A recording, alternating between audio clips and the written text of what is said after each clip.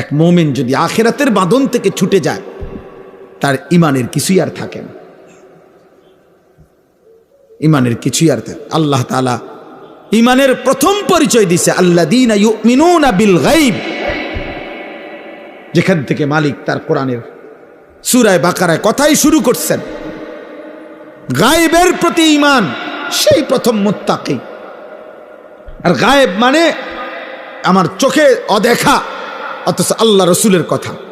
কবর, কবরের আযাব, কবরের শান্তি, মুনকার নাকিরের প্রশ্ন, মৃত্যুর সময়কার হালাত, মালাকুল মৌতের জান কবজ করা, জাহান্নাম, আখিরাত, হাসর, মিজান, ফুলসিরাত, এই সব কিছু ইউমিনুনা বিল গায়ব। আল্লাহ তাআলা বলেন এটা যার মধ্যে আছে সেই মুত্তাকি, সেই মুমিন।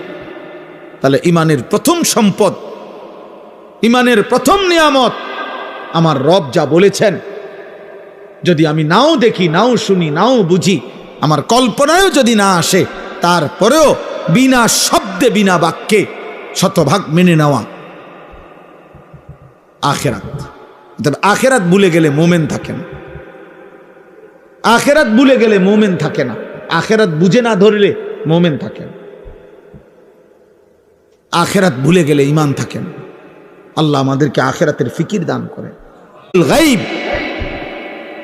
যেখান থেকে মালিক তার কোরআনের সূরা বাকারায় কথাই শুরু করছেন। গায়েবের প্রতি ঈমান, সেই প্রথম মুত্তাকি। আর গায়েব মানে আমার চোখে অদেখা, অথচ আল্লাহ রসুলের কথা।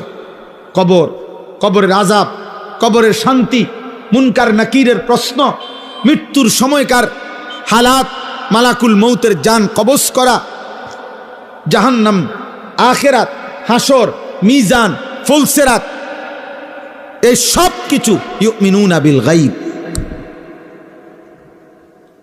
আল্লাহ তাআলা বলেন এটা যার মধ্যে আছে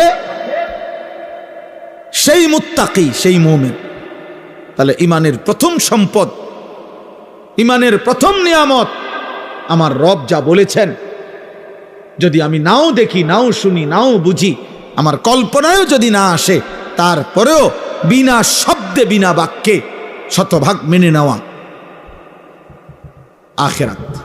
তবে আখিরাত ভুলে গেলে মুমিন থাকে না, আখিরাত ভুলে গেলে মুমিন থাকে না, আখিরাত বুঝে না ধরলে মুমিন থাকে না, আখিরাত ভুলে গেলে ঈমান থাকে না। আল্লাহ আমাদেরকে আখিরাতের ফিকির দান করে।